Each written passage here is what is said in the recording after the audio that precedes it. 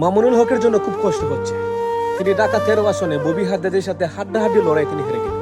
এখন তিনি বলতেছেন আবার ভোট গণনা করা হোক। দেখুন আপনারা পুরো ভিডিওটা, তাহলে আপনারা বুঝতে পারবেন। একেবারে প্রথম কলামের শেষ সারিতে আমার নামের বিপরীতে জায়গাটা ফাঁকা, খালি জায়গা। সেম একই ধরনের ঘটনা হলো ঢাকা 8 আসনে। সেখানে ঠিক আমার পজিশনে ধানের শীষের প্রার্থী মির্জা আব্বাস সাহেবের নাম ওই জায়গাটায় আছে। তো সেখানে আমাদের সামনের ঘরটা ফাঁকা থাকার কারণে অনেক ভোটার ভুলক্রমে হা না ভোটের মতোই মানে সামনের জায়গায় সিল দিয়ে দিয়েছে। তো সেই একই ঘটনা আমার ক্ষেত্রেও ঘটেছে, মির্জা আব্বাস সাহেবের ক্ষেত্রেও ঘটেছে।